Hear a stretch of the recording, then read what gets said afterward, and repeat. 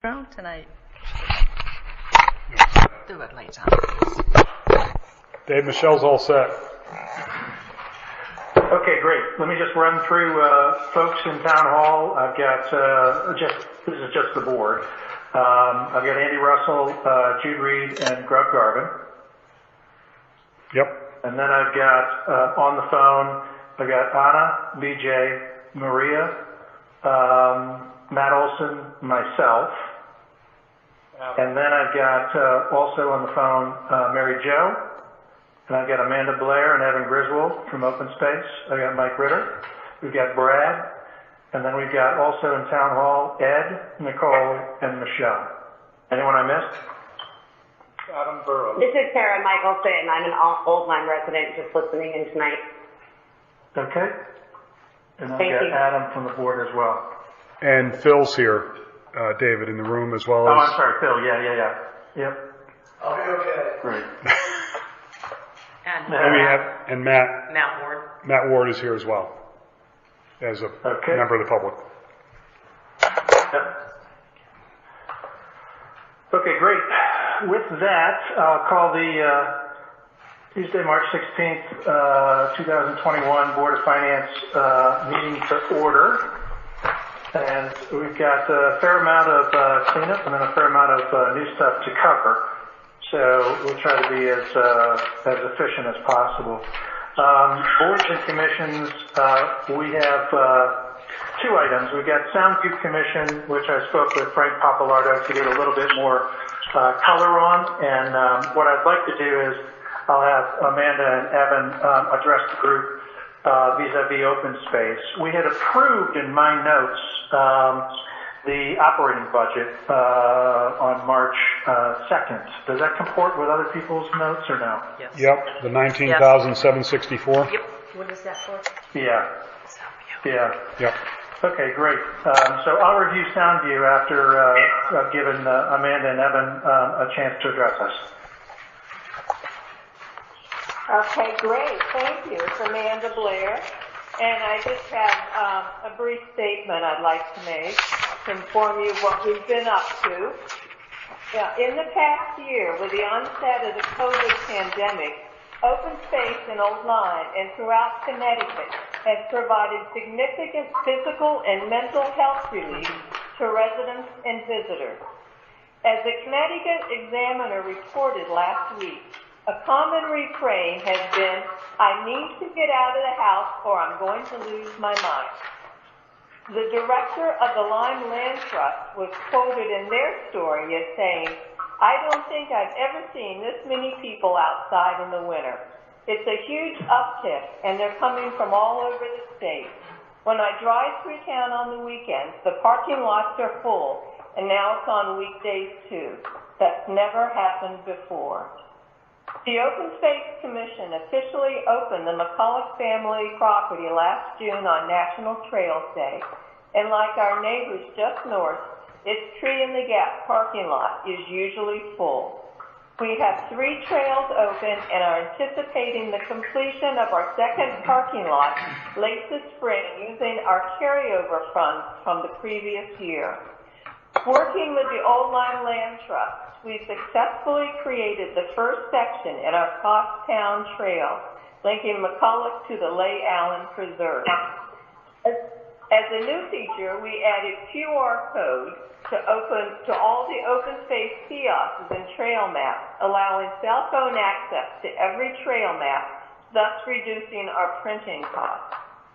Again, working with the Old Line Land Trust, we created a 4-page brochure to be available at locations around town, promoting town-wide hiking access and distinguishing between the trust and the town. We are planning an artist trail on Champlain North, connecting to the town's art district. Partners will be the Old Line Inn and its owners, Chris and Ken Kitching, the Florence Griswold Museum, and we hope the new Roger Torrey Peterson Audubon Center, the Lyme Art Association, and the Lyme Academy, with support from the Nature Conservancy. Champlain North features the Barbizon Oak, named in honor of Miss Florence Artist Colony, who painted Clean Air nearby. We reached out to Bartlett Tree Services, which is treating the majestic old oak to prolong its life at no cost to us. The Old Lyme High School Environmental Club, under the leadership of Facility Advisor Heather Freed, has been doing trail maintenance on the property, including clearing invasive species. Other activities on the property include resurrecting the yellow trail from the inn to nearby the Barbizon with a kitchen support and planning visitor amenities to accompany the artist trail. Champlain South needed work on signage, a response to a coyote dog conflict, and continued attention to fallen trees and branches due to strong windstorms. The Bartholomew Open Space needs trail and bridge work, and a local Girl Scout and her parent have volunteered to assist with the project. The Ames Open Space has similar issues with trail stewardship and is famously populated with beaver, per print and social media. It is the Commission's belief that beavers are part of the natural ecology, and their activity, when it occurs entirely within conserved land, is beneficial to a wide variety of other species. In recognition, the Commission applied for and received a grant from the Roxall Foundation to present a beaver conservation and education program on the property. The Commission will determine via drones if beaver activity within the open space is affecting private lands, and if so, work with owners to seek solutions. For activities not impacting private land, steps will be taken to deter vandals from breaking dams. Observation areas by ponds will be outfitted with benches, signs, and cameras, all to show exactly why beaver activity should be protected. The Commission also applied to the United States Forest Service for a grant of $181,000 to acquire community forest land, and is now negotiating, non-publicly, a potential purchase should the monies be approved. We also applied to the Hartford Audubon Society for Avian and Nature Education grant. As the 2020 Open Space Plan update reflects, in the new POCD second, a continuing goal is to seek to conserve ecologically critical land, to protect threatened wildlife, old-growth forests, aquifers, wetlands, vernal pools, and to create connected green space. As the plan outlines, open space provides invaluable resilience that effectively mitigates climate change. The state's Green Plan encourages continued conservation, and in response, the Commission intends to apply for a deep 2021 Open Space and Watershed Acquisition Grant. I have provided this brief overview of the past year's business as a glimpse of the Commission's ambitious agenda, made possible by a very generous time commitment of its members and other volunteers. The Commission has 7 members and 2 alternates, and more participatory interest than available positions, in reflection of its robust mission. Evan Griswold has joined me as co-chair, Grace Butoma is secretary, and relatively new members, Andrea Fenton, Steve Calcagney, and Claudia Denoya, have joined members Peter Cable, Gary Gregory, and Bruce Barat to complete the roster. Although careful considerations of cost has been paramount, adding miles of new trails and climate change have added to stewardship expenses, both anticipated and unexpected. The new normal of frequent storms with 50 miles per hour and stronger winds have resulted in more forest damage, with possible public risk if left unattended. The Commission's 3 land stewards have done yeoman's work in clearing trails, but we need to plan for potential professional tree service expenses. Acquiring raw open space land also results in costs such as surveys, traffic engineering for safe parking access and egress, parking construction with grading and purchase of gravel, postage of signage, etc. These one-time costs are difficult to foresee as acquisition opportunities typically arise without pre-notice. We are comfortable working our day-to-day expenses into our budget, and we thank you for approving our budgets in the past. However, we would like you to consider adding another line item to the Open Space Commission budget. This would be a contingency line item of $10,000 to allow us to cover unanticipated expenses. We are willing to work with the Board of Finance on how these monies would be properly dispersed. We believe a means to respond to unforeseeable circumstances, combined with the Commission's fiscal conservatism and possible receipt of grant money, will greatly assist in protecting, preserving, and maintaining our open space. Thank you. Any questions? Any questions from the board? Okay, Kevin, Principal, I'd just like to add one thing about the contingency fund.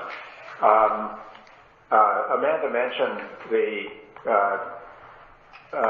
storms that have come through in the last year, and we seem to be having a lot more windstorms, and which has created downed trees and broken limbs that are hanging over trails and so forth. And obviously, liability on town land is an issue.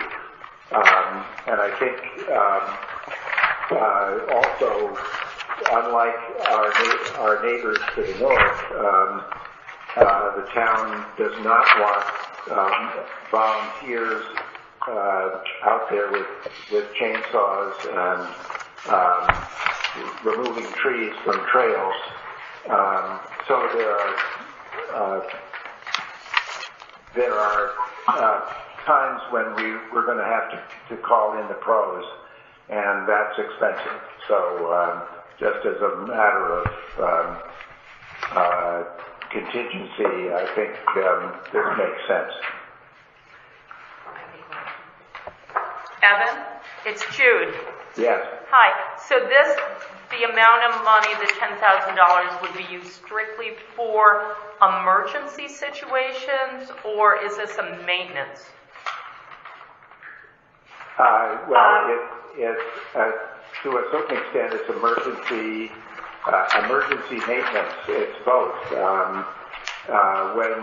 When we have these, one of the problems that we're getting right now is a combination of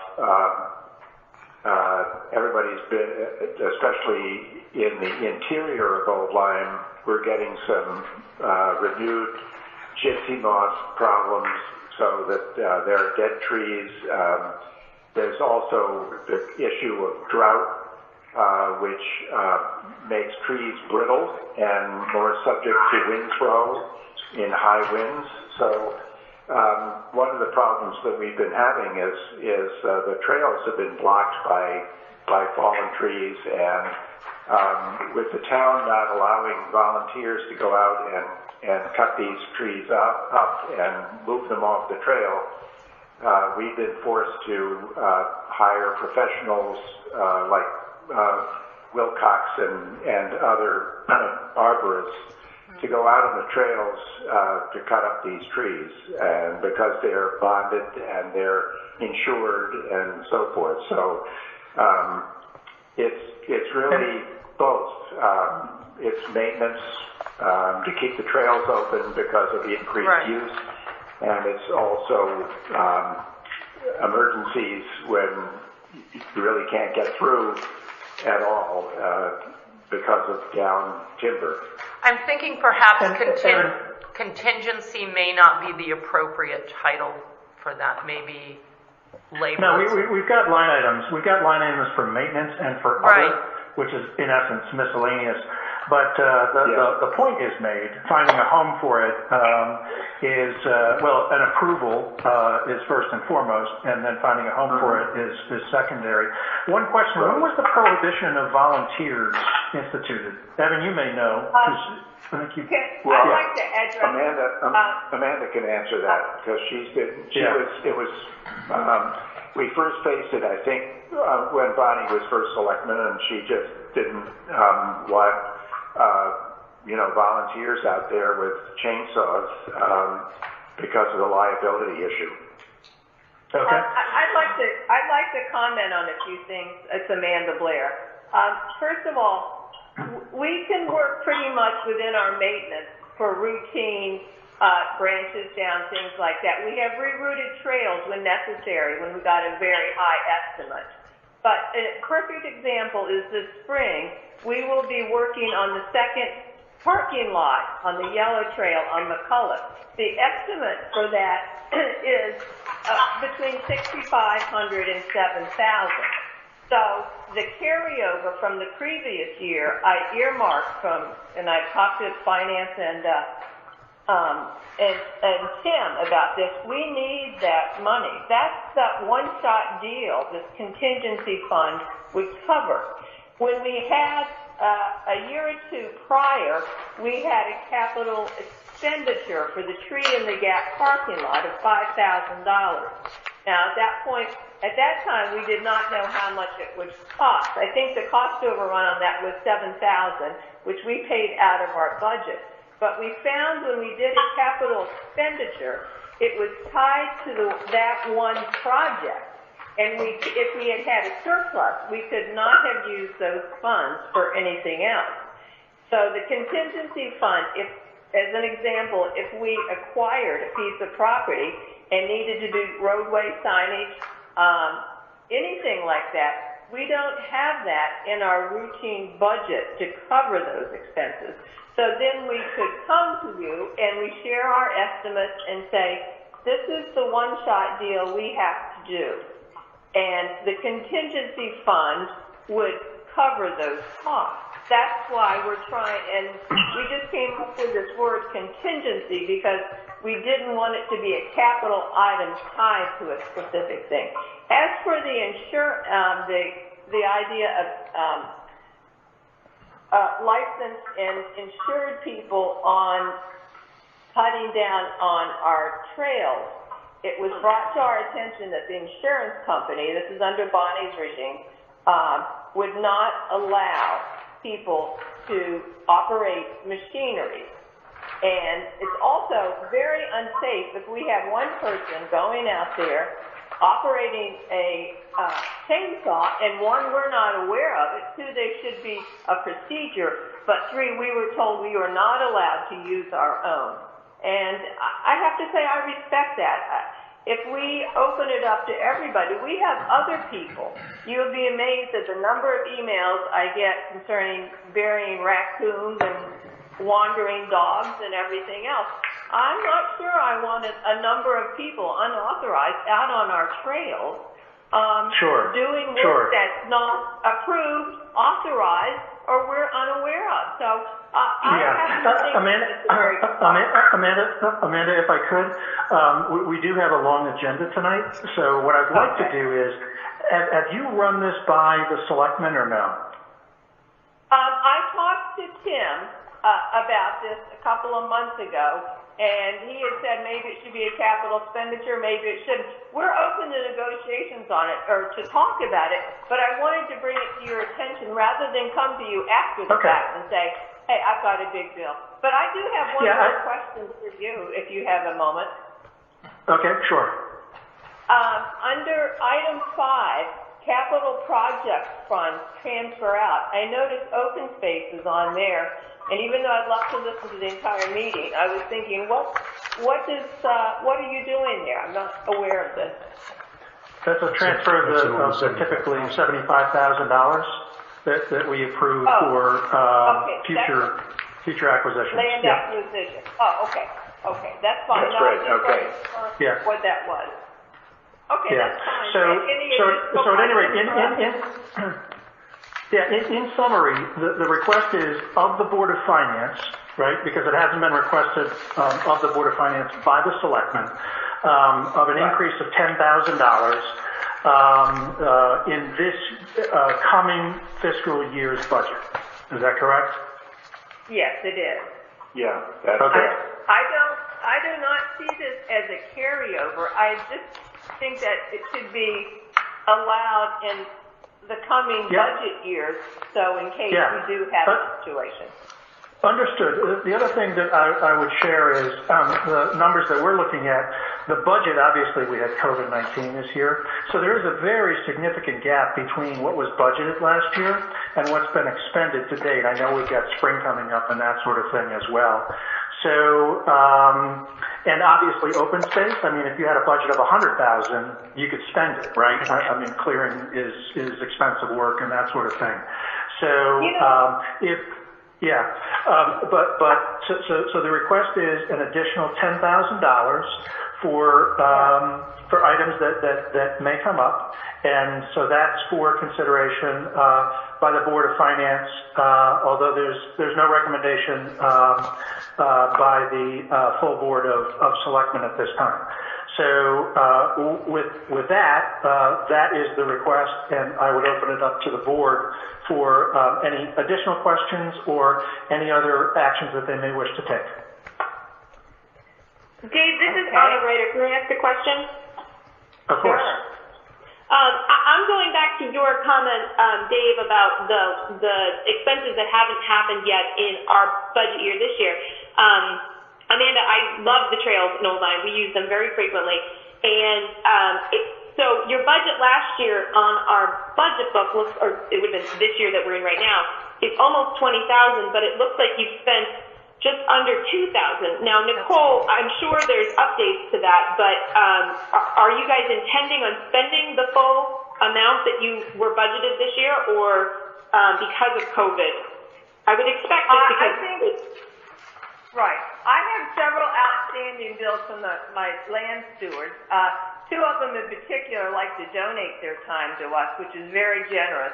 But I said they need to submit bills because they have liability policies. All three of our land stewards have liability policies. We have some upcoming expenses that we will be spending almost all of our budget on. I just want to mention that Bartlett and a number of people have donated their services to us, and we are most appreciative of that.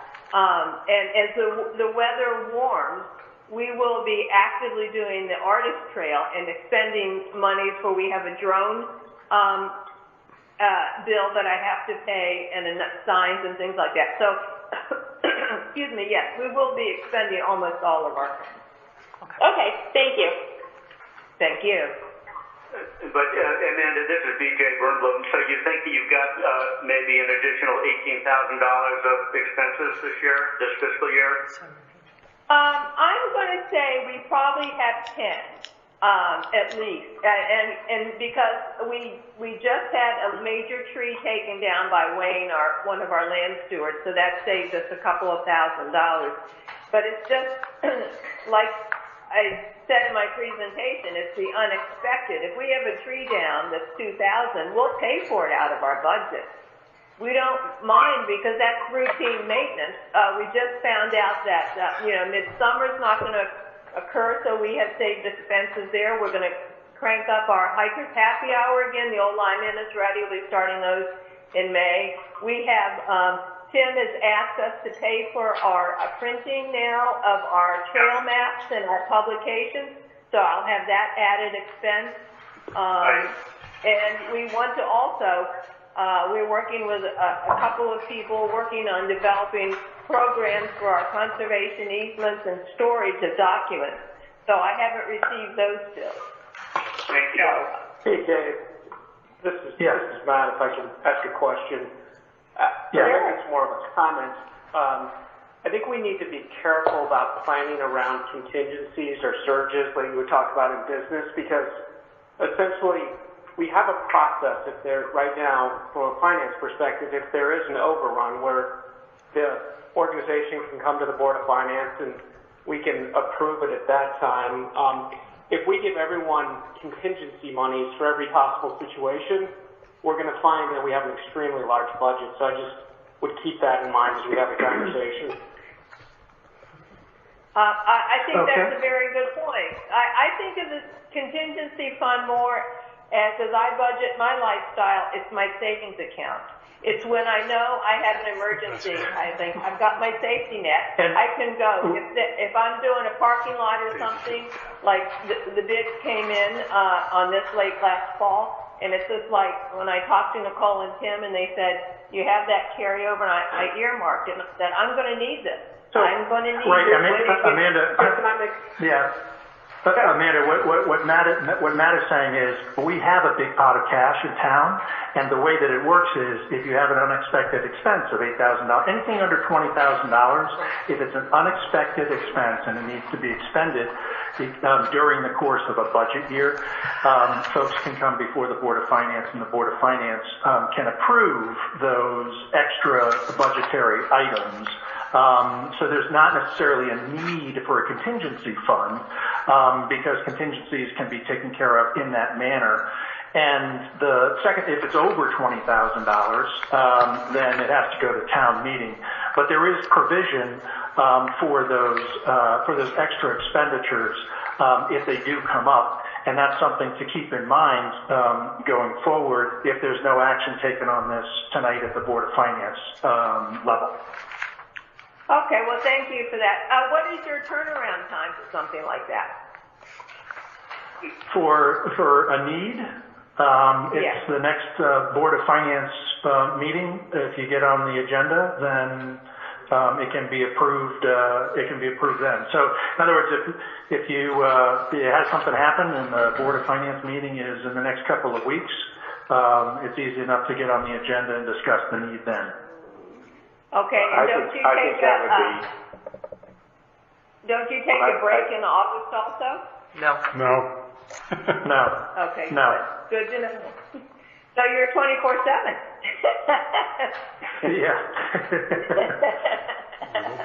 Well, that's good because like I mentioned in my report, we are actively, looking, and when we presented our plan, our 2020 open space plan update, we were encouraged by the selectmen to go and seek acquisition. So we are, but it's just, as I said, the startup cost for something like that, as we're finding with McCulloch, it's beyond the capability of our existing day-to-day budget. And I think that's, you've made me feel that I can come to you, and Evan and I can come to you and say, these are our expenditures that we can, but we want you to be aware of them also, because we don't want to blindside you. I appreciate that, and so as long as we're given enough time, which something like open space lends itself to a bit more time. I know transactions can evolve quickly. So with that, are there any other questions from the Board of Finance or any other potential actions? I have one more follow-up question. It's Amanda. So if we had a major tree down and we had to hire someone to professionally remove it, and it was cost of a couple of thousand or $3,000 or $4,000 more than we had in our budget, do we need to get your authorization first, or do we make okay, so before we even have the tree cut down, and you can get a couple of estimates and things, but you can't incur expenses prior to those expenses being accounted for either through the budget or through the process we just described. Okay, so you can't call somebody. Yeah, you can't call somebody the next day and have them, present the town with a $3,000 bill, because obviously that would just be a mess, and it's not fiscally responsible the way for controls and everything else. So that's the way to handle those sorts of things. Yep. This is BJ. An exception, Amanda, to that might be if the situation creates a danger to the public. You should, before you incur any expenses, talk to Tim or David on the Board of Finance regarding the need for an emergency remedy of that situation. But as David said, in the normal course, you need to get pre-approval before exceeding your budget. Okay, that's fine. I'd make a recommendation that maybe if there's further questions from Amanda, that we could have our liaison work with her to answer those questions in detail. Okay. Actually, I think it's me. This year it was me. It does. The assignments are given every year, but yeah. So and generally open space is non-controversial. So or doesn't have unusual items and things. So Amanda, if you do want to speak with me, happy to do so. And folks in Town Hall, Michelle definitely has my contact info, and we can follow up that way. Okay, that's great. Great to know. Well, thank you all so much, and thank you for putting the $75,000 in our land acquisition. We are actively looking, people. Yeah, we have several properties that we're looking at in various parts of town, but I think given the demand and the demand for open space and how people are using it at the moment, I think we can always use more. Sure. And again, thank you both for your detailed presentation. That was fantastic up front. So great. Okay. Well, thank you for much. your support. Sure Bye. thing. Thank you both. Okay. Bye-bye. So just to confirm, open space, any further action on that from anybody? Okay, great. Back to Sound View Commission, because when we had spoken about it, I think 2 weeks ago or 2 meetings ago, it was incumbent upon me to talk with Frank Pappalardo, who's the chair, and get a little bit more detail. The one question was, we did have an increase, and the increase was the result of a request for $3,500 for landscaping needs, and I think that high level people, it was expressed that it was the bocce courts, $3,500 for the bocce courts.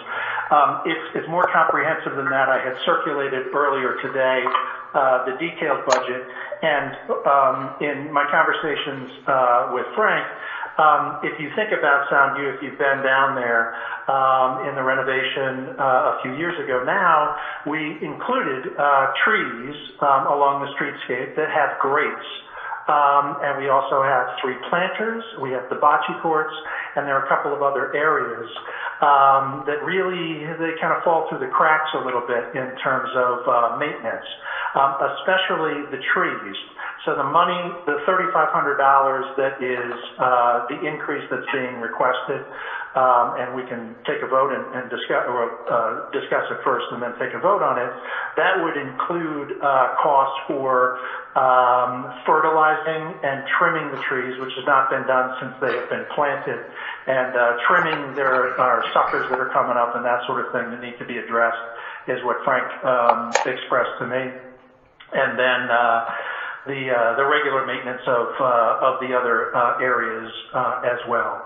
So that was the clarification that I got from Frank. And the increase that we had overall was in other miscellaneous, and that's where that $3,500 rests. In addition to, I think we've got contracted services in there too. No. Where's my? They're above. Contracted services is above it by itself. I'm sorry, community services. And what that has been the concerts that those guys put on. Okay. So, which was like $47.50, and then I think there was a slight increase from last year. $46.35 is what last year's budget was, and this is $47.50. So, at any rate, that's the clarification for Soundview. We had just back to open space quickly. We had approved the operating budget, so there's no need to do anything for open space.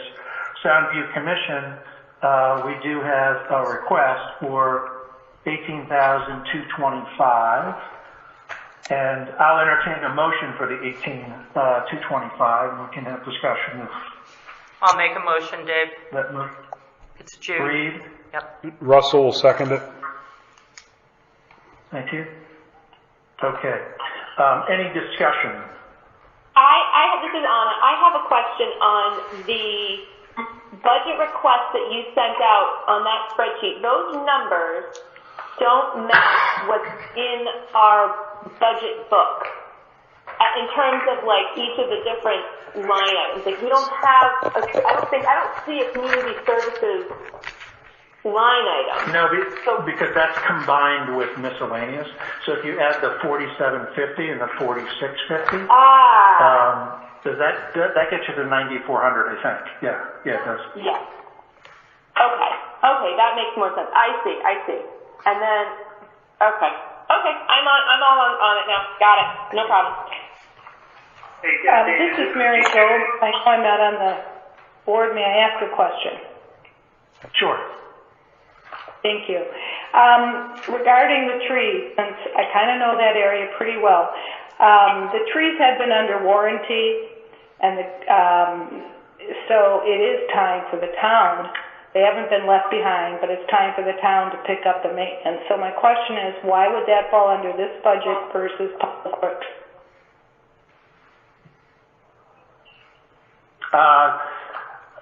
It's probably going to, in talking with Frank, it's going to have eyes on it if it's in the Soundview Commission budget. I mean, Ed does a ton, but, if we can, I don't think it really matters to me whose budget it's in, but, Okay, I'm just curious. All it is a contracted service anyway.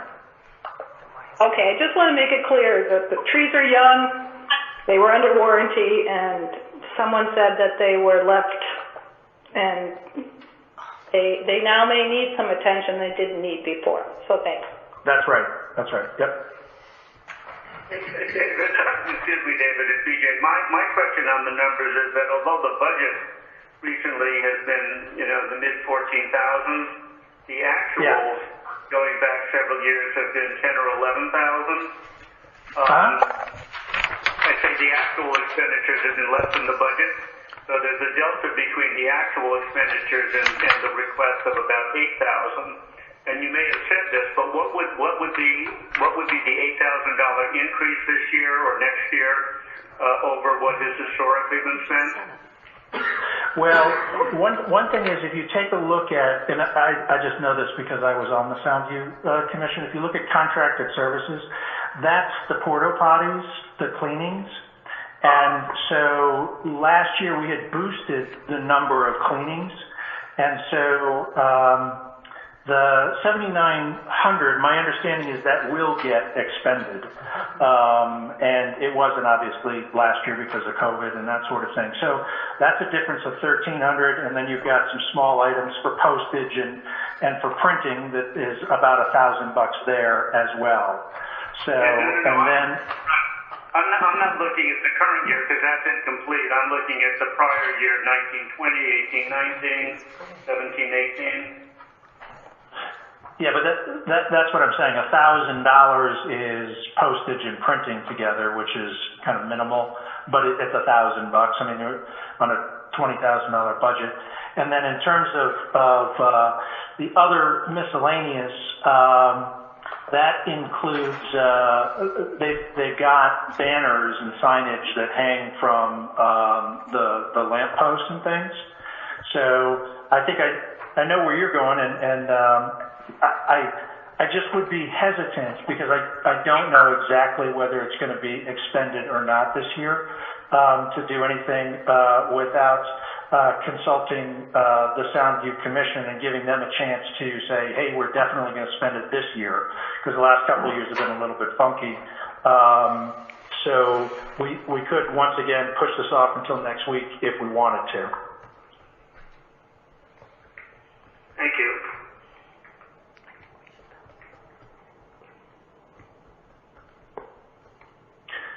So there is a motion on the table for the $18,225 right now. Is there any other further discussion at all? Hearing none, we'll move to a vote. All those in favor of the $18,225, say aye, please. Aye. Aye. Aye. All those opposed to the $18,225 signify by saying nay. Okay, motion carries. Thank you. All right. Other associations. So cleanup for other associations. We had the Lime Academy College of Fine Arts, and their request was $20,000. And if you remember, they had requested that amount, and we've given them some money in the past, with the idea being that the town or community supporting the academy helps them in terms of any grants that they may be going after. The last meeting that we had asked for a copy of their audit, and I think, Jude, that you circulated that. I just gave it to Andy. Dave, I just handed it to Andy, and it'll be going to Grub next. Okay. So it's physically in the room, and I think that it also was via email. The request is a flat request of $20,000. So, and what I'd like to do is we'll group overall a motion, and then we can discuss the individual items if we could. The other item that we had open, I believe, was the Historical Society, which we had asked for. We had asked for their budget. Let me just check and see here. And Michelle sent that to everyone. Yeah. So that was last Wednesday that we should have received that as well.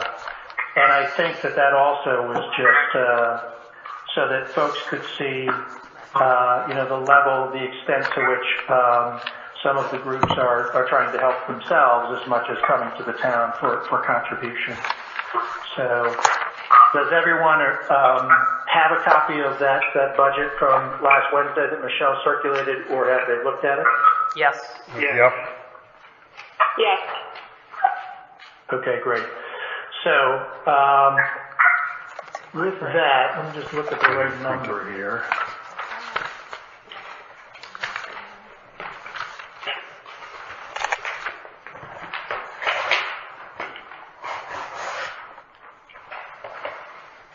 Dave, they're requesting $7,500 instead of $6,500. The Historical Society, my notes are the following. Nicole, maybe you can confirm this. The library, and Jude as well. The library was $10,000, not the 20 that we had there. Correct. And then the Lime Academy College of Fine Arts is $20,000. Correct. And then 12.5 for Florence Griswold Museum. Lime Art Association is that's flat at $8,000, and then we've got Old Lime Historical Society, which is $7,500. So if someone totals that up, I'll entertain a motion when that number gets confirmed.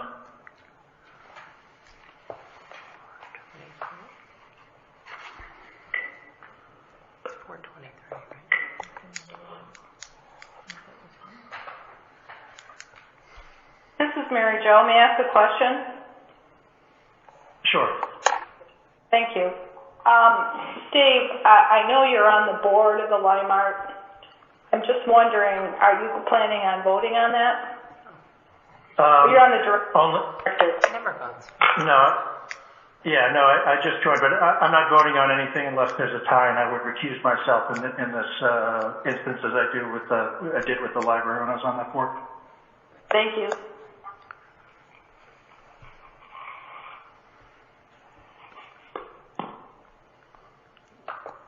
All right, I'm doing the total. I'm not hearing from anybody, so I got 58,000.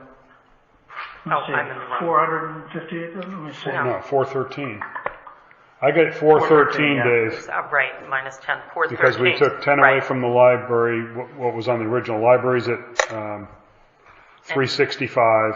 Yep. And the 20, and the 12.5, and the 8, and the 7,500 should come to 413. It does. And Nicole's nodding her head, and Jude's nodding her head. Yes. So I'll make a motion for I'll make a motion for the 413 for nonprofits. Second. Is there a second? Okay, Anna? All right. Any discussion? This is DJ. I just want to point out that I noticed that in the Historical Society budget, the expense side of the budget is identical to last year's, and the only change in the income side is the $1,000 increase from our $6,500 last year to the request of $7,500 this year, which is for the purpose of funding a surplus of $1,000 at year end. And I say that only to point that out. I don't personally care about $1,000, but I don't know whether the board wants to increase it in order to generate a surplus. Excuse me, BJ. It was explained to me that they were requested to install an air purifier system there because the building and the workspace is so small in order to be able to utilize, say, the archives or portions of the upstairs. It's not my understanding that it would go to surplus. Well, that would make perfect sense, Jude, and I would support that. It's just that the budget that was presented to us has it falling to the bottom of surplus and makes no mention of that capital improvement. Well, right. I can clarify it with them. That's because it's an operating budget, and I'm sure the cash flow statement would have that $1,000. So I think BJ, you understood the explanation, though, right? Yeah.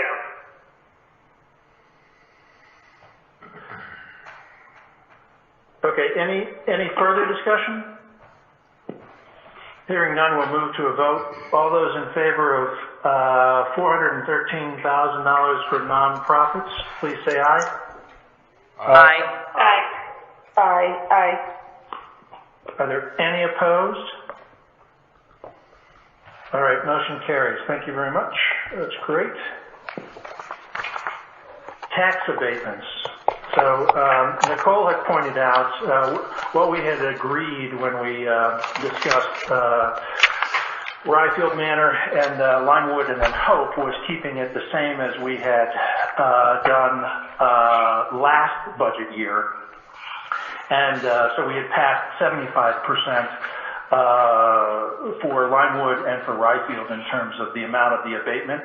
And Nicole pointed out that we had actually done 80% the year prior. So this is simply a conformity to what we had done in the prior year in agreement with what we had talked about when we passed the 75%. So I would entertain a motion for the tax abatements for Limewood and for Ryefield Manor for the budget year 21-22 to equal 80% of what the taxes would have been.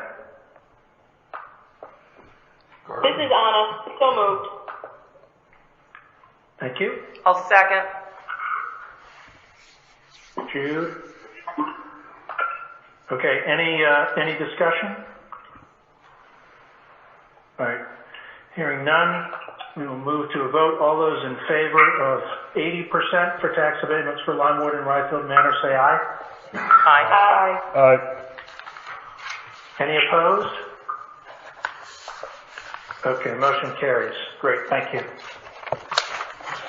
All right. Capital Fund, project funds. 210. Dave, this is Nicole, could I ask? Yep, I emailed out new sheets for this. Yep. The first one is called Capital Project Funds, Transfer Out. I give the summary. It says all the funds all the capital project funds that we transfer money into every budget season. Does everyone have that in front of them? Yes. Yes. It's 2 pages. Yes. Well, it's one page One with page. all of them on top. Okay. And then there was another file that's got detail behind specific ones, but Okay. it's the summary page I'm going to go through. If you want me to, Dave, or do you want to do it?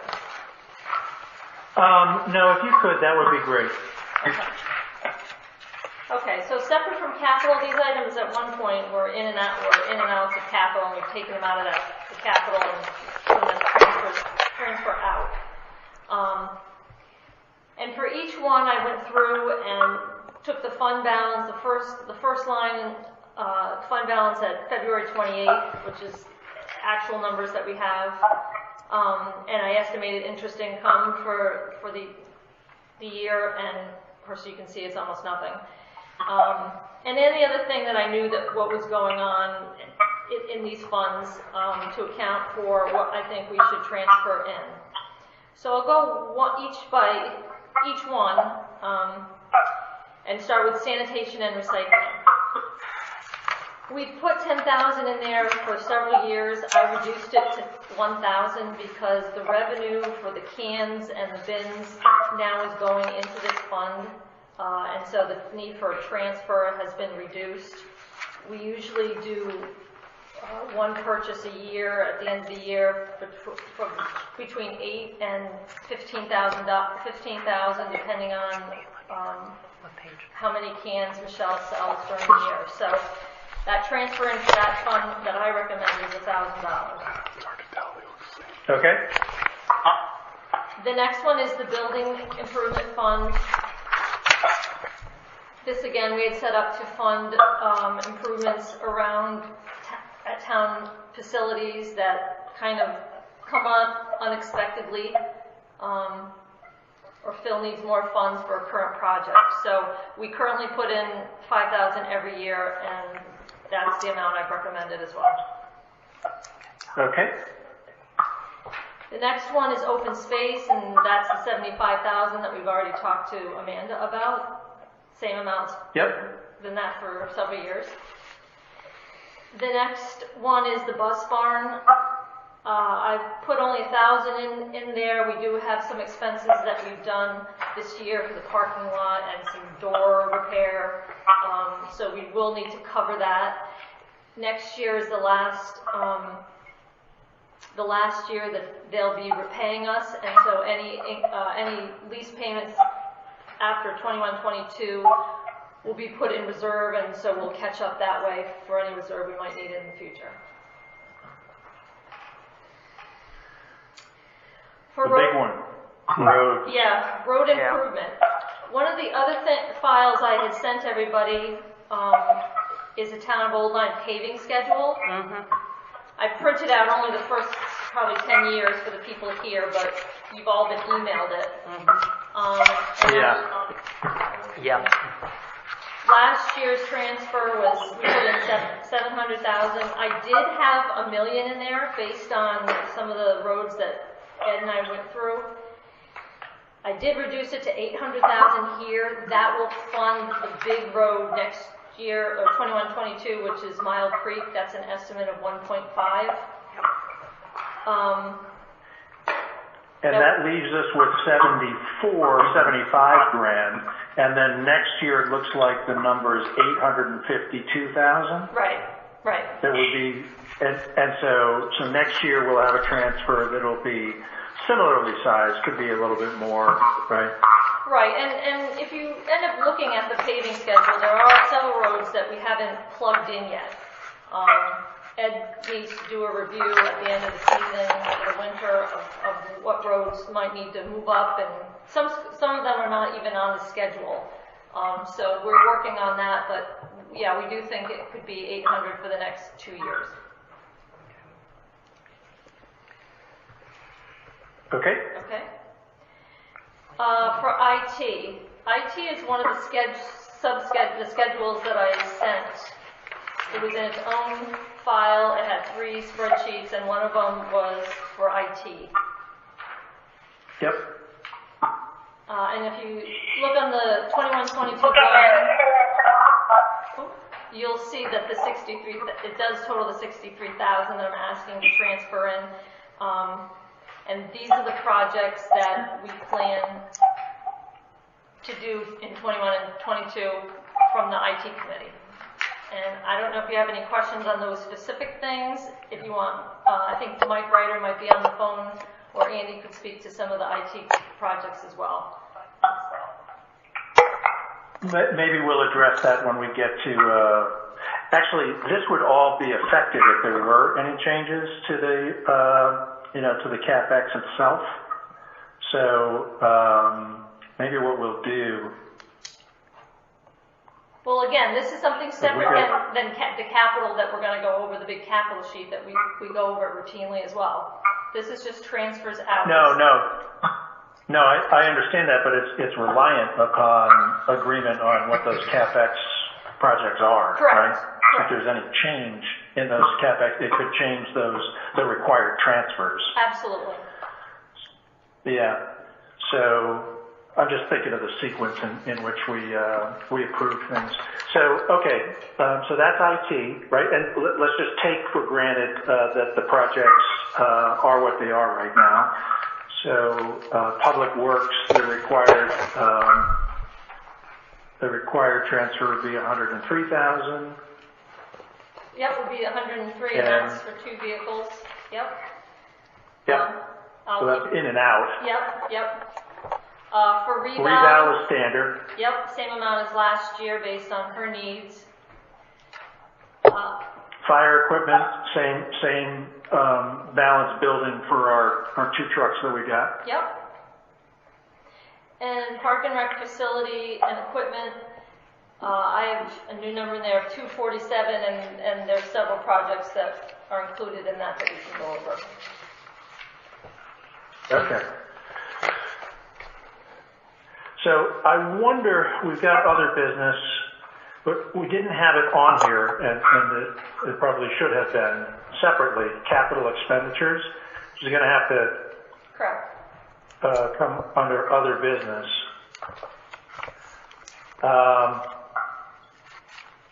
What I'd like to do is agree capital expenditures first and then capital project funds. I don't expect capital expenditures to change, but just in case, rather than take a vote on this and then go back.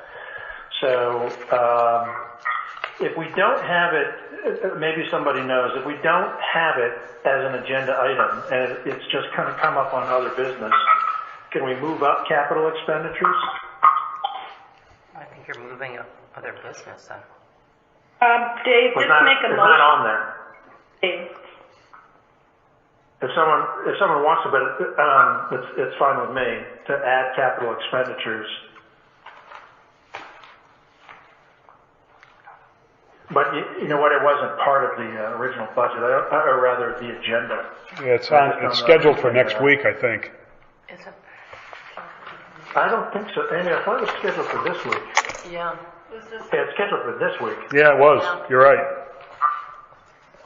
It was on the original schedule for this week. Yep. So does that, Mary Jo, it sounded like you were going to give us some guidance here. If this is a regular scheduled meeting, so the board would make a motion to add an agenda item. Yep. Okay. I'd make a motion to add the cap discussion and consideration of the capital budget to the agenda. Is there a second? Garvin. So Russell and Garvin. Any discussion? Hearing none. All those in favor say aye. Aye. Aye. Aye. Any opposed? Great. Okay. Capital expenditures. Now, Nicole, I don't think this has changed, right? Or no, that was the first tab. I sent you a new one with that email today. Yeah. But I do have a change on that. I didn't reconcile what you sent this afternoon with what we've got in the book. Are there changes to what we've got in the book for the capital expenditures? Yes. And I even have a change on what I sent you today. I mean, people come in all different times, you know, so. Yep. Understood. So I've got open on my computer what you sent this afternoon, and we'll just keep careful track of what the numbers ultimately are. If I can ask you to walk through this as well. Okay, I'm just going to go through like new items or material items. I think that'll be easier. Some of the same as what we had on there. So on the highlighted column that says 2122, the first new item is the $37,000. That's the White Sands Beach road repavement reimbursement. Yep. There's several items for senior center. Down the page, the only two I just want to make a note of is the $4,400 for the kitchen fire suppression system. We had talked about this during the year last year. That's a requirement from the state. And the $6,600 for the parking lot pole lanterns replacement. Those are just they're not the poles, they're just the heads, I think. Correct. Yep. Okay.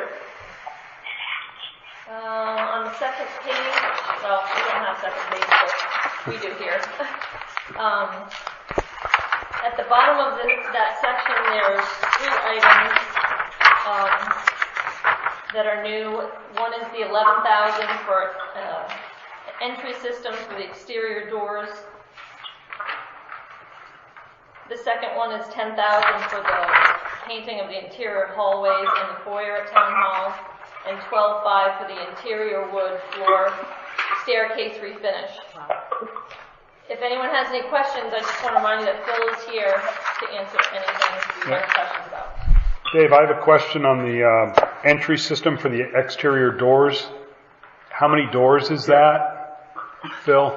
That would be the doors along the front and the doors along the back and the 2 doors on the side. And what's that doing to those doors? Well, it hasn't been determined yet exactly what system we'll use, whether it'll be a key punch system, whether it'll be a key fob system, but the doors need to be replaced anyway. Some of those doors need to be replaced, and some of the hardware needs to be replaced. So I didn't want to go replacing doors that I have to have approved by the Utility Commission anyway, and hardware without considering the entry system. Phil, may I ask that you sit at the table just to get a little closer to the microphone for folks on the phone? I had a feeling that was coming. How's this? Yeah, that's more clear. Okay. And so Andy's question was number of doors, and then what are you doing to the doors?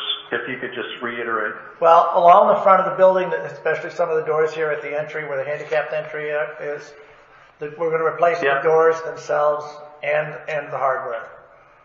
The bottoms of the doors were repaired by the painter when he did the building. Bottom styles of those doors have failed and have been repaired. The doors are wide open in the winter.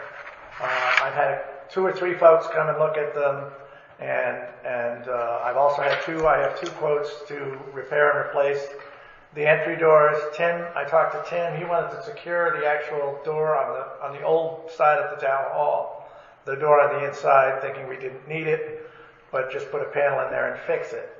On top of that, there has been some consideration to install, to sort of secure the building, to install a system, a key fob system, a key card system, or a keypad system on the building.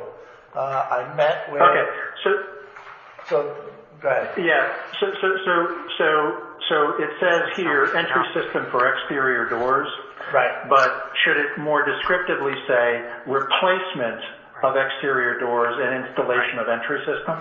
That's more important. Well, if you look in the column before that, you'll see the $30,000 that's already budgeted for this year to replace those doors. Right. It's going to say. So the money is in place for that. The $11,000 would just be For the entry system. For the locks, some kind of mechanism So how many? I see, so, yeah. So we do it all at the same time and not, Right, so the 30,000 for the replacement that project hasn't occurred yet. no. It made no sense to do that until we narrowed down what we were going to do for an entry system on it. We originally, That's okay. I have already pursued replacing the doors. As part of that, with the systems that went on the firehouses, we started to discuss with CT Comp an entry system for this building. And then at that point, I took a half step back and said, why don't we make sure that all of the pieces parts that we put in here will work with an entry system that's designed to work together. Okay. Got it. So that truly is just the entry system. That at this point is money that's put aside for just an entry system to be determined, yes. So how many doors, my question is, how many doors would the entry system be put on?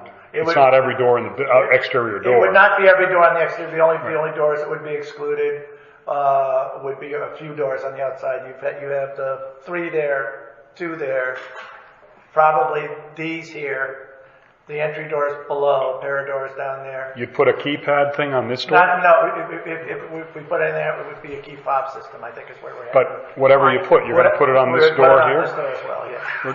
Does it make sense, Dave? I know it's tough to tell. We're pointing. You know, as you're sitting at the table in the meeting house, the door to the right that goes to a gravel sidewalk, you know, to put a key fob system on that, to me, makes no sense. I mean, to me, it makes sense to put one at the main entrance at the front, one at the entrance by the meeting hall, and one at the downstairs entrance. And that's it. All the other doors could be, you know, locked. I mean, I don't think it makes sense to put fobs on a door that nobody's going to walk up to and come in. For me, I don't know what the cost is per door, But it seems like but overkill. that's my personal. You know, one door out of the 3 at the main entrance needs a fob to get in. So I guess, Phil, is there kind of a per door cost for the entry systems?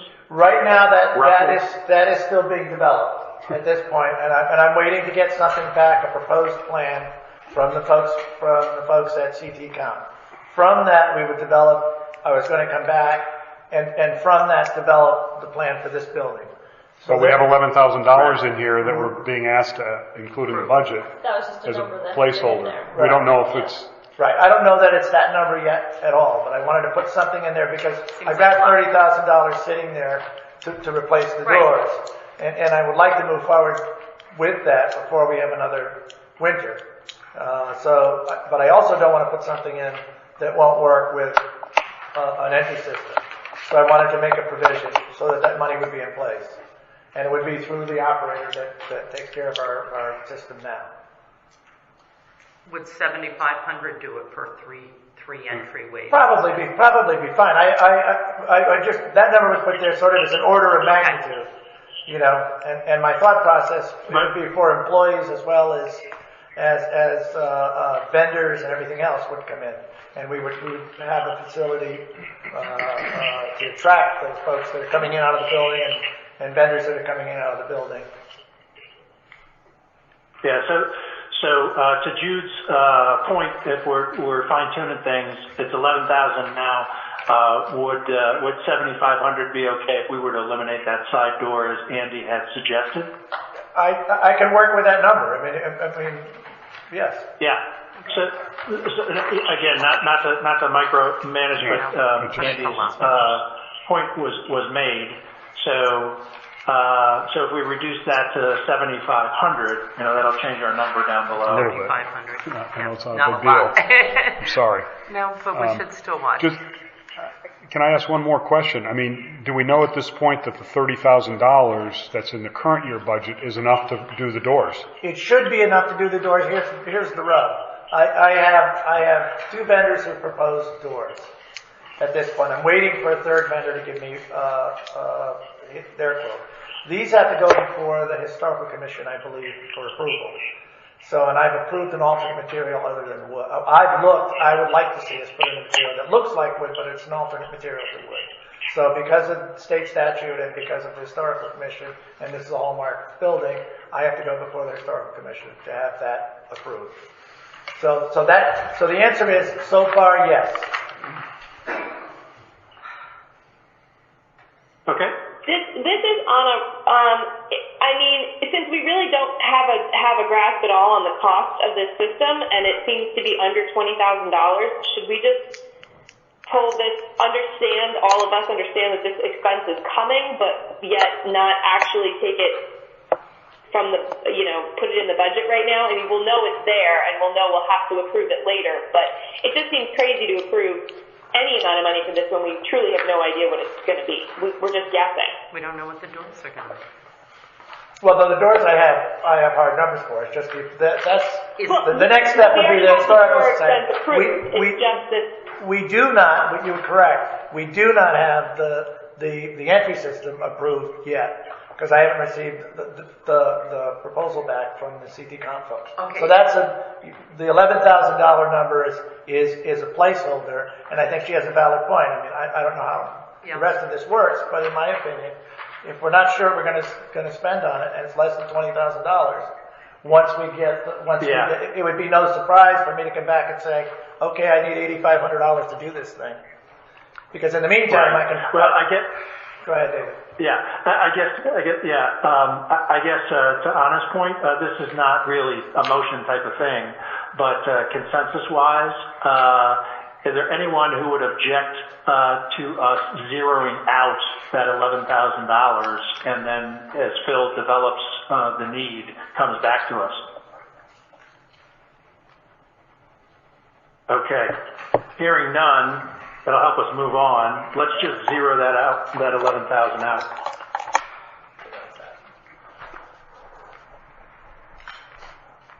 And a question for folks, because I don't have my book from previous years, but did we approve individual items for capital, or did we approve just the overall budget as enumerated in the schedule, something like that? Just the total. The total, Dave.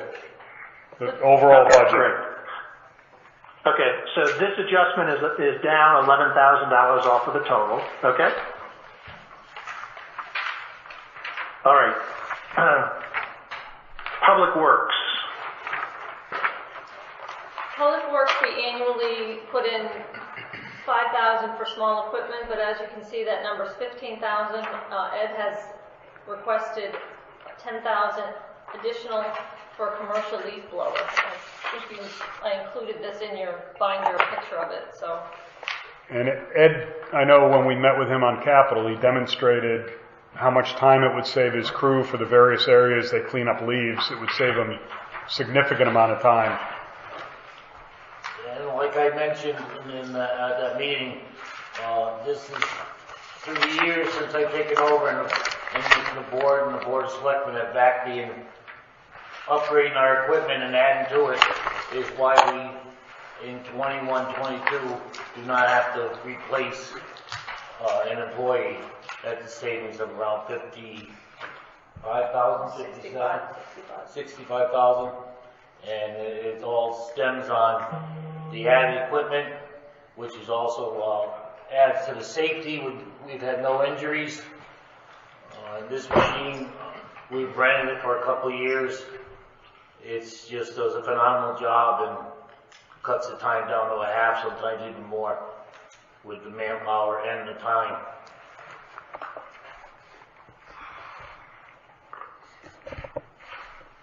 Okay. And everyone does have that detailed in their book of what's being proposed there for purchase. Public safety, we've got 0 in the schedule. Actually, Nicole, you said that there were some revisions to what we're looking at from this afternoon. Where do those fall? Are they subsequent to? Well, let me look down below here under fire. So if we can keep going. Yeah. Okay. Okay. So on the fire section, air bottles, that's a number from the fire department, which is 22,000. There's 25,000 in there for cross lane repair and floor drain. There's 30,000 in there for cabinets and countertops and fridge replacement at Cross Lane. And the next item down, the 78.5, you can take that out. That's been pushed out. Pushed out? Yeah, so, well, they're not ready to request it. Okay. Okay. Can we just stop at the cabinets? I mean, that's a pretty small kitchen. I don't, you know. It's wall-to-wall cabinets. Oh, It's is it? wall-to-wall So there's a lot of cabinets? all the way in there, and it's dated equipment. My issue is, and we put it in as an item, is they use it 3 times a year. That's what they were telling me. Wait a minute. Maybe 3 or 4 times a year. They use the The kitchen. and this is I mean, it's wall-to-wall Yeah, it's probably cabinets. just for elections. They use it for elections. They use it for if somebody passes away. Well, we're not holding elections there anymore. No. So I Right, mean, that exactly. was a request, I think, on behalf of the fire guys. Yeah. Yes, and I went and looked at it and said, usage is there. and I said, yeah, it should be replaced, but is it something you really want to do? You only use it 3 times a year. Okay, and so they need a fridge or maybe a couple of other appliances, but a whole new kitchen? Yeah. I want a new kitchen. But, I mean, come on. I second Well, that. Don't shoot the messenger. No, we're not shooting the messenger. I was just trying to picture it as we're going through this list. Where's the $30,000 going? Yeah. Just a moment. BJ, did you have a comment? I laughed at Hugh's comment.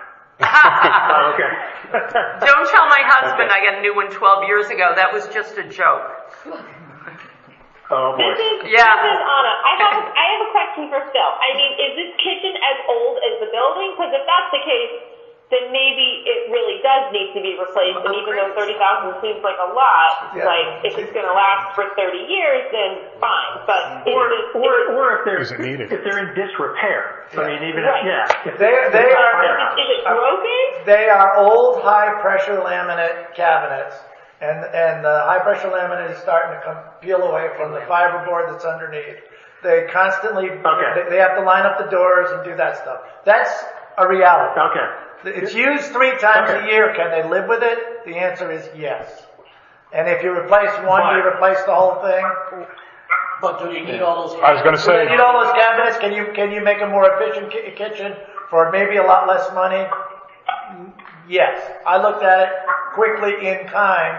If you wanted to do that style cabinet with a good cabinet, you could go through $30,000 like it's nothing. And as far as appliances go, being used that little, you don't have to go top of the notch. No. Well, the stove is a restaurant style 8 burner. Oh yeah, it's a big old A gas stove? Big old Vulcan gas stove. That stays. That stove is scary. That's all. Yeah, but it's a great But stove. still. When I went to culinary school, that's what we worked on. Can we Okay. do it? So is there general consensus that we? Well, let me ask this: is there any objection to the 30,000 for the cabinets, countertops, and fridge? Keeping it in there? Yes. Keeping it in there? how about Okay, if we? there is objection. Yeah. Can I suggest that maybe we budget $15,000 on that line item And I get back into it. replace the refrigerator and come up with cabinets a number of cabinets that look good and a new countertop, and maybe lose some of the cabinets. I mean, I don't know what's in the cabinets. I didn't look through the cabinets. It was a request on behalf of the firehouse. Yeah. Matching funds. Yeah. We replaced the dishwasher a couple of years ago, so that's been replaced, and the stove is fine.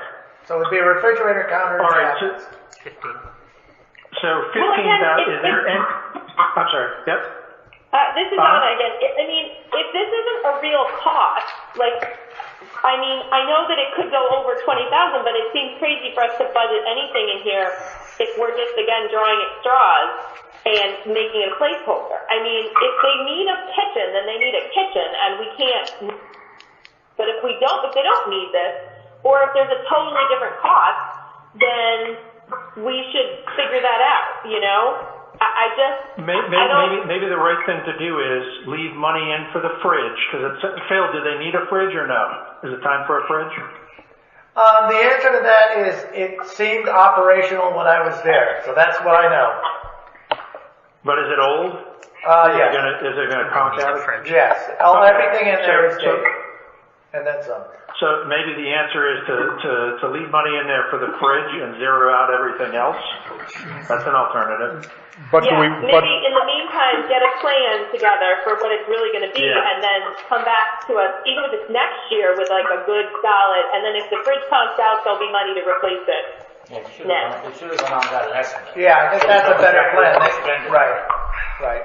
This was a request on behalf of them to plug a number in. So we taking 30 out?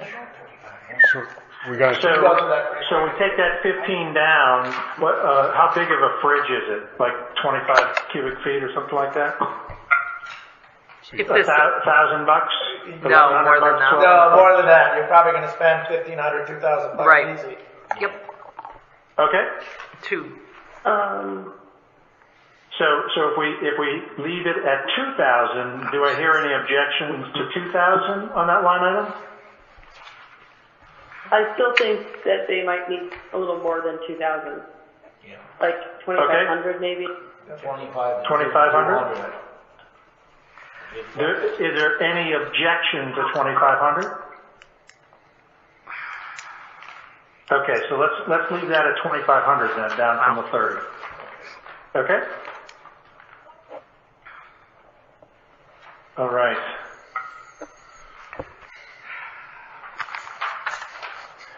And then the other items I think were in when we reviewed things, or the capital committee did. So that is fire.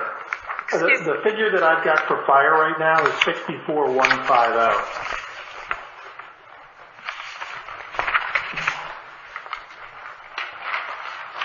Okay. So we've reduced 11,000, and then we've reduced 27,500 so far. Is that? And the 78,500 for the storage building. Right. That's all. Yeah. And then up top we did 11. Yeah, the 11 up top. Yep. Okay, so 27,500. Okay, so those are the 3 items that we've reduced so far. Okay. The 11. Emergency management. 78,500. So the emergency management, again, the 120,000 that's in there, that's only reimbursable items that David Burge will spend. He does have 2 new items there, the 60,000 and the 6,000. The 60,000 he put in saying that they were for projects he couldn't do because of COVID. He did turn back 33,000 in unspent funds in carryover at 6/30/2020. That had to do with increasing the cell service up on 156 and putting some kind of radio, something on the water tower in Essex. Right. Yeah. So that was only 33,000 he turned back, yet he's asking for 60. Is that, because I know from talking to the fire, when we talked to the fire department, they mentioned the communication aspect of it. The tower in Essex was to help fill in a gap somewhere in town. Right. So that is budget that now, in that 30 or in that 60? Yes. So I think that's doubled. I don't know what else is in there. If there is, I don't know what else is in there. And then the 6,000 Dave had put in to hire a fire protection specialist to inventory the fire wells. And we had talked about this when the fire department was here, whether that should just be fire well maintenance under them and with Ed's help. So I'm not sure what you want to do with those 2 items. Yeah, we had left that, and that was now long ago. We'd asked Chief Super, I think, to talk with Dave and figure out whether this was duplicative or not. Man. You know what, at $6,000, maybe we treat it the same way as we've treated the 11 and the 27.5 for the kitchen, and just zero it out for the time being until we get a concrete idea of it. Well, what about the 60,000 for the communication upgrade? We don't have anything on that either. Yeah, that's a big one though. That is a bigger number. I know. I think it's big enough to justify a presentation to the board as to what goes into it, a little thought.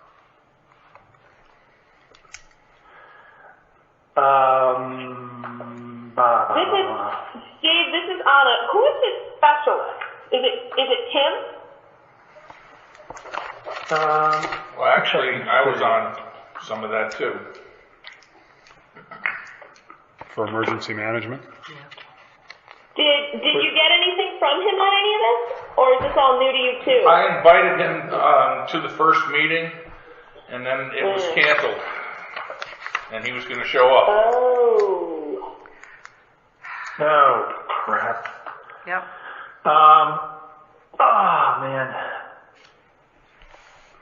I don't want to give anybody any more time because it seems like if there's an extra hour, Nicole gets some changes to this budget.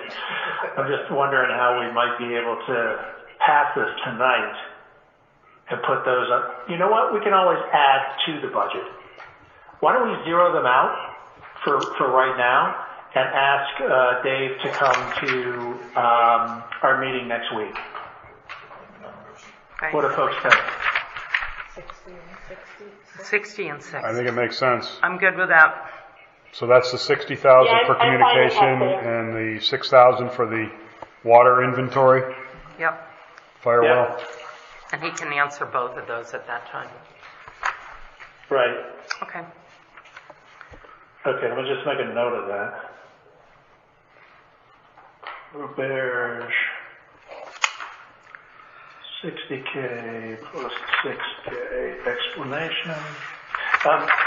Grub, can you arrange that for us? Yep. Having him come in next week? Okay, great. Thank you. All right, so that's a further reduction of 66,000 there. I'm just keeping a running tabulation so we can get to the bottom and just subtract these four items so far. Okay, police. 1, 2, 3, 4, 5. Nicole, this doesn't look like this changed since the capital committee met. No, it did not. Yeah. Okay, any questions on the police requests? Okay. I'm just checking any other changes. Let's see, Public Works was 0. Public Works is 0. And then PW Projects 20. I actually have a question on the police. I'm sorry, Dave. This is Anna. Yeah, no, go ahead. We had talked when the police officers were in about the data situation with the body cams. Did we get any numbers for that yet? Do we need to budget for that? We still need to budget for that. I think last meeting Tim had gotten a letter from the troops saying they were not going to help us with any of that, that I think we're going to have to find our own storage with a third party. That's the last I heard. But that won't be in capital. Right. You're right, Anna. That'll be an adjustment probably we're going to have to make under the operating budget because that's going to be an ongoing. Oh, right. Okay. Okay. But that is going to be that's an outstanding item. That's under other business. Yeah, exactly. So the figure that I've got for the grand total now, with the reductions of 78.5, 11,000, 27.5, and combined 66,000 for emergency management, is 454,150. That's what I have. Okay. Okay. 450. Okay. 4150. So I'll entertain a motion for $454,150 for capital. So moved. Second.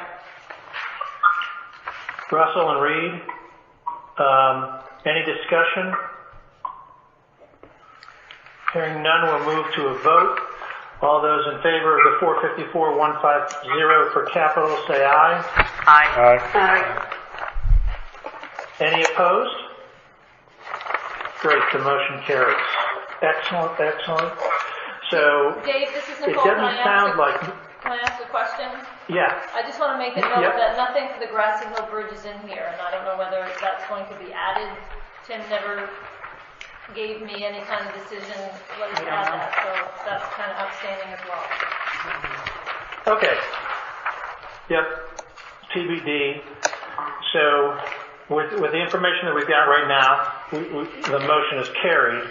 We'll now go back. Nicole, I don't think anything that we did affects your estimation of the transfers for capital project funds. Correct. Right. So if we can go back to section 210, please, for capital project funds. Oh, I'm sorry, it's not section 210 because it's what Nicole sent us this afternoon. Let me just look at the right number. In total, Nicole, the figure that I have is $1,430,000 Yes. in total for the. Yes. So I'll entertain a motion for $1,430,000 for the capital project funds transfers out.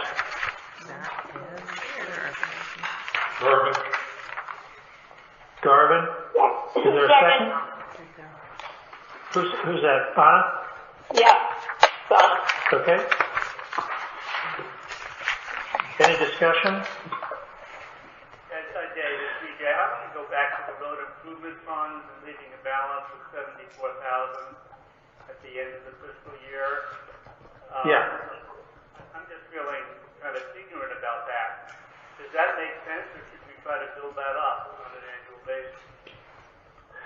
Well, looking out, if you take a look at the schedule, BJ, for what we know right now in the near term, so the following year and the year after that, and this is for consideration, it's not argumentative, is next year we'll have about $800,000 worth of work to do, which would be, and the idea is that we smooth, so every year we're putting in about $800,000, which we doubled, from the $400,000 that we had been putting in. If we consistently put in $800,000 next year, we'll net out and we'll have another balance of about $75,000. But the following year, you're going to start to build, and then beyond that, you'll start to build some more. Now, to Nicole's point, not all the roads are in there quite yet. So if folks are uncomfortable with leaving a balance of $75,000 in the road improvements fund, then there can be a suggestion that we increase the $800,000, but that would throw off kind of the smoothing effects that we were hoping to achieve with that number that we agreed to either last year or the year prior. I guess, Dave, with the schedule here, the one that I asked Ed about before the meeting was 4 Mile River Road, which is estimated at $852,000, and it may still be a few years out there, but that's one road similar to what Mile Creek is going to do, kind of wiping the whole thing out. And to BJ's point, maybe it makes sense to go back up to the $1 million to at least have a little more cushion going towards it. Yeah, I guess when I'm looking at the road schedule, I see this year is the 1.507, Yep. and that leaves us with $75,000. Yep. Next year, it's 852 of expenditures expected, right? So if we put the 800 in, then you're down to like $23,000 if everything works out perfectly. But then the following 2 years, you've got 461 and 272, and then it goes down. But that may also be a product of not all of the roads, being populated and that sort of thing. Yeah, that's the thing. So, the one that jumped out to me was the 4 Mile River Road. It's not in the schedule, and it's going to probably have to happen within it.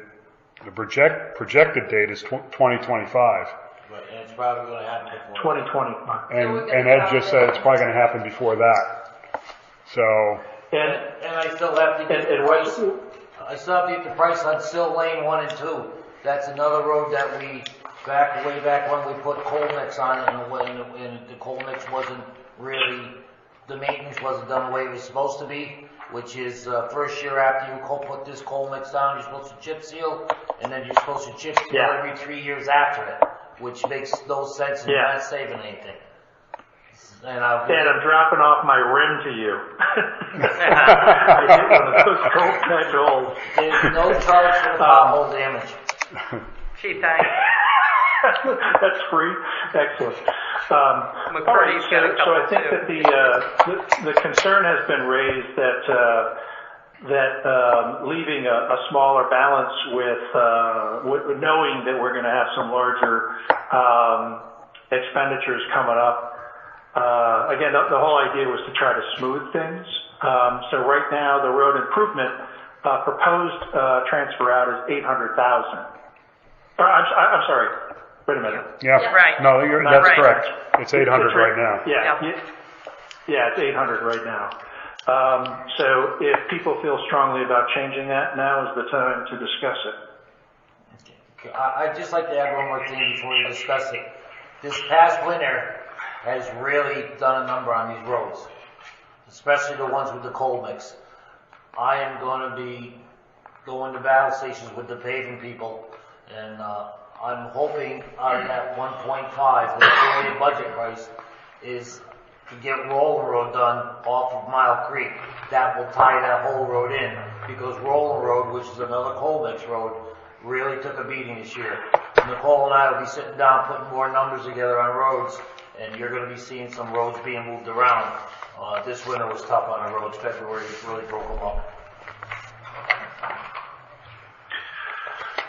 Okay, thank you, Ed. With that commentary, we've got $800,000 right now in there, and the total is $1.43 million. There's a motion on the table right now for the $1.43 million.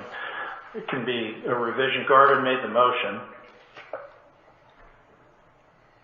This is Anna. I agree. I think we should probably push that number back up to $1 million.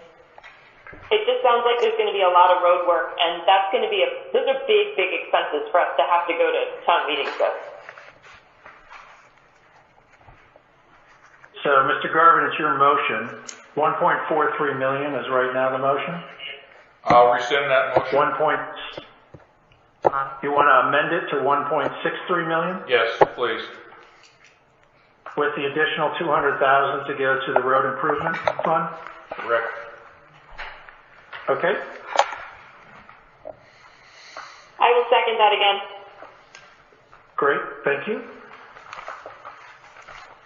Any discussion? All right. Hearing none, we'll move to a vote. All those in favor of $1.63 million for capital project funds transfer out, please signify by saying aye. Aye. Aye. Aye. Aye. Are there any opposed? Great. Motion carries. Excellent. All right. Back on track. Revenues. You guys can go. And that, Nicole, I think that also was subject to revision. Where's my email here? The revenue, or? Oh, no, it's talking about. Good. Thank you. See you ever. Have a good Bye, night. guys. Nicole, was that part of your email today? I'm trying to find your email here. I think so. There should be a schedule for revenue. Yeah. There was. Yeah. Yep, got it. Need a magnifying glass. Okay, so again, this is not something even that you guys really approve. These are numbers that I just come up with. Well, I don't just come up with them. Nice job, Nicole. What I know to have happened before and what I've heard will happen now and all of that.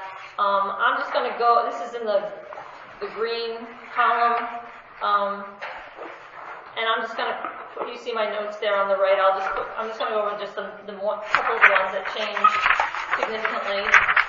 Two of them were up top on the tax section the property tax in arrears and tax interest and penalty, and that just because of COVID, there's been a reduction, and I think that might continue for another year, so I reduced them just a little bit, those two line items. Down in the middle section, Rogers Lake reimbursement, is that the one? I'm sorry. Oh. This is so small, I'm having trouble reading it as well.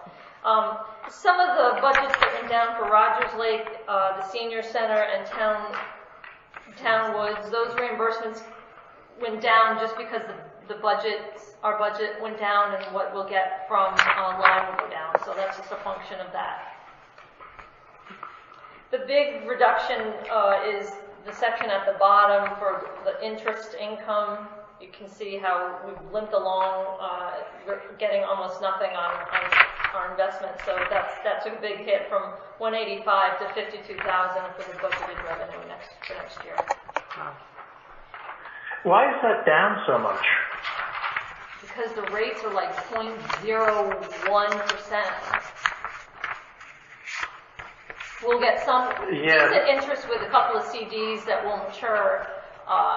We have a 12-month CD, so that would be somewhat decent. But anything else, I mean, I have it in the highest investment, in savings accounts we have, and it's what the market. Well, the savings accounts just stink, but the CD rates have been skyrocketing in the last 6 months. So anyway, okay. Yeah, and our CD, we have a CD that's going to mature, I believe, in the next 5 months. So maybe we'll get a better rate, and we'll end up getting more. Yeah, right. Okay. This is Anna. I have a question on here. I haven't gone through this extremely carefully, but do you have a spot in here for any of the money that we're getting out of the COVID relief bills that have been passed? Yeah. The north of 700,000. Exactly. Where is that? It's not. What's 700,000? The money coming into the state of Connecticut, Old Line, according town. to the day. Right. On Sunday, there was an article saying, what was the number, 742 or something like that? Yeah. $742,000. I do not have that in here. I have no official Where is that letter or anything from the state of Connecticut or anybody that we're getting that, so I have not put that in here. That was part of it. Wasn't that in the approval, David, of the $1.9 trillion? Yeah. Yeah, it was the 10 billion that Connecticut got. Right. So, that was in the paper, and it was kind of laid out. I think that we need to wait until we get official notification, on letterhead or whatever, before we count our chickens. And Tim might have gotten that through email, and he's been away, so he might not. It's not something I might get, so he might have something already, and I don't know it. So. And if it's not official, it really shouldn't have. I mean, it would have happened yesterday, so it's all relatively new. So we can revisit that, next week or whatever. Yeah. Okay. I did put for the grants. I did put the last amounts that I received from the state. Which are pretty consistent with what we've been getting. And towards the bottom there, you'll see there's a highlighted 0 for surplus, which we don't have yet. So it's not really out of line of what we've budgeted in prior years. So fireworks is 0. We'll see how it all comes out when we calculate the mill rate. Yeah. We're a little bit out of order here. Let's see, other business. So, thank you for that, Nicole. So we got our next item is the review and approval of the March 2nd, 2021 regular budget meeting minutes. Does everyone have a copy?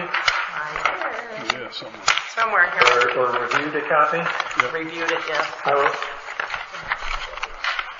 will entertain a motion to approve the minutes of March 2nd, 2021. Dave, I should not be listed as an alternate member on that meeting. Okay.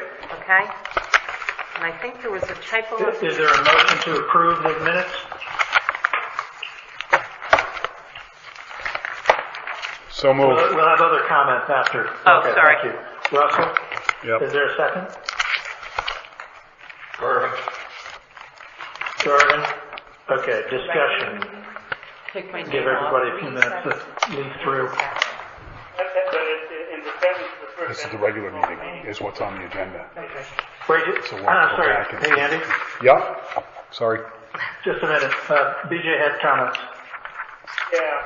In the first sentence says that Mrs. Sturgis is absent this evening. Right. I think she had already resigned, right? Right. Yes. So it wasn't that Mr. Olson was voting in her stead, but rather he was voting for the open seat on the board. Correct.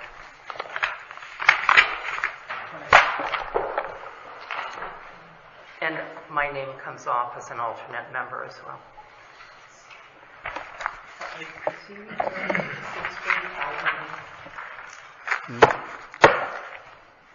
Well, the agenda doesn't, Michelle was talking about, we really had 3 meetings. Was that the night we had the 3 meetings? Or? Yes. Yeah. But all that's on the agenda is approving the regular meeting minutes, not the 2 special meetings we had that night. We can add those. Janet's not on the regular one, so he's talking about the one for quarter of 7. BJ's talking about the one for quarter of 7. Yeah. Special meeting. Yeah, I don't, actually, that's a question. Maybe Mary Jo knows. Mary Jo, are you still on the phone? Yes, Dave. If you have a special meeting, do the minutes with a single purpose to fill a vacancy, do you need to approve those minutes? I mean, we can. It's perfunctory, obviously, right? No, yeah. Because the vote is what it is. Yes, you do. Yeah, because the vote was taken. Yeah. All right. So those minutes, Michelle, we'll deal with that next week.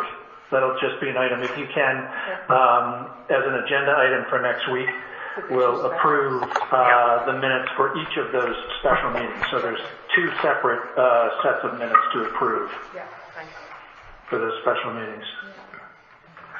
So we're just doing the regular meetings. Mm-hmm. Right. Okay.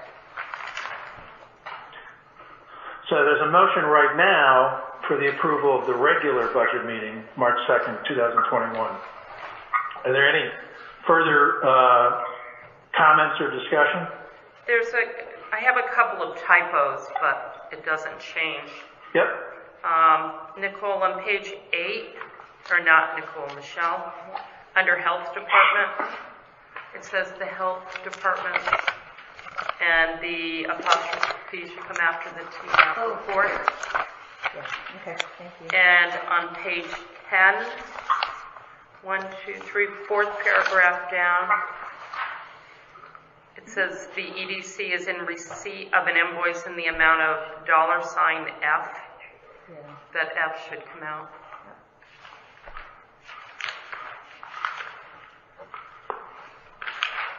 Other than that, I didn't see anything else. This is Anna. I had a comment on page 2 underneath Lines Youth Service Bureau. I presented that. Yes. Jude was supposed to have presented it that night, but because we hadn't sworn her in yet, I presented it. Correct.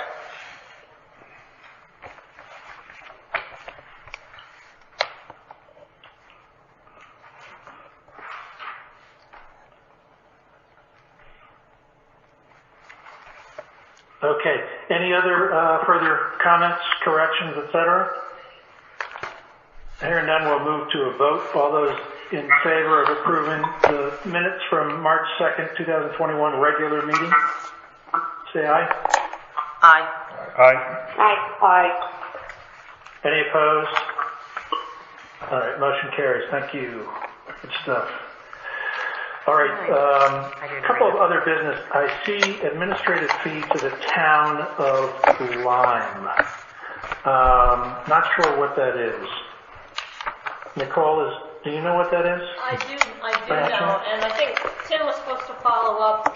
We had always bounced around, should we charge town of Lyme a fee for all the other things that we don't charge for, like the park and rec director's time, my time, my assistant's time, IT expenditures that don't fall under the site department. So you had asked that we come up with some kind of a proposal to present, and Tim hasn't done that, so we don't have anything new to present. Well, Michelle, if we could under other business, because police body cam as well, we need to deal with. If we could have both of these items under other business for next week too, just as a placeholder / reminder. Yeah, both of that would be great. Yeah. Business. Okay. Yeah. And then this is not finalized, but one final thought under other business. We circulated, and this is probably the 4th iteration, which is fine because it's going in our favor. The impact to towns for the schools. It was PDF, and the last version that I got, it looks like the impact. Now, this is significantly affected by a very large refund. That's probably the largest that I've seen in my time on the board of $1.7 million. Obviously COVID, maybe there were cost savings or I don't know what the deal was, but at any rate, it looks like we did have an adjustment to our share of the number of students, and that may well still go up, but it's more modest because it went up more proportionately than Ian had thought that it may, which is good news for us. So the version that I'm looking at, which I think is the latest version, is the net impact to towns is a reduction of $550,000 in terms of billings to Old Lyme. So again, subject to revision upon the April 1st student count, but that's not bad news so far. No. Makes a big difference. Huge.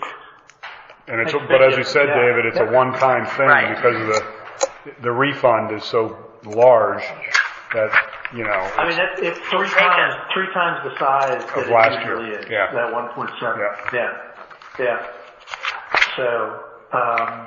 And I think it was COVID related because of their expenses last spring for operating the schools without having to send buses to baseball games, lacrosse games, line the fields and all that stuff that they didn't have to do. Saved them a significant amount of money. Right. That'll change. So near term, I think we'll take it. And again, it probably gets revised upwards a little bit with some students coming in. As Ian said, we had 7 new students when he was talking to us last week or the week prior. So just a little preview there. All right, other business. Any other business from anybody?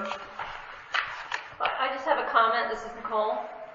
On the agenda for next week, we have mill rate calculation and wrap up, and we still have a couple of things that we haven't approved, like the tax collector, the ethics commission, and Valley Shore. Do you still want me to come up and do an estimate on that, or what do you expect me to have? As well as we don't have the body camera storage in there as well, so. Yeah.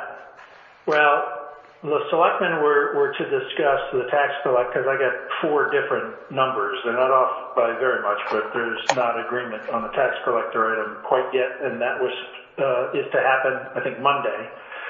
We've got contingency, wrap up, mill rate calculation.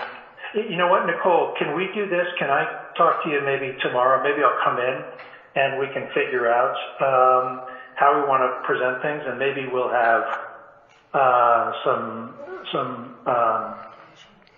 scenarios or provision for the items that are outstanding right now. Sure. Yep. Okay. Yep. All right. So I'll give you a call in the morning, and we'll set a time to sit down towards the end of this week if we could. Okay. Yeah. Because I definitely want to wrap up next week. Okay. Yeah.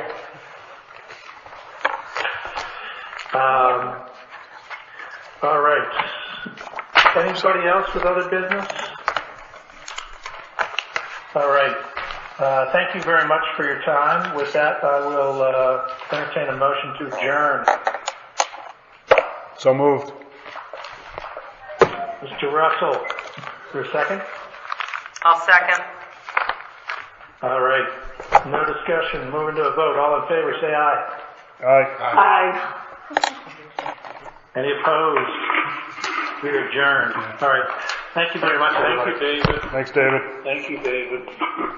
Thank you guys. Welcome. Good night. Good night. Night. Good night. Okay. Bye. Thanks, Nicole. Is that kind of like on the prairie or wherever Yeah, it was? the Waltons. Was that what it Good night, John Boy.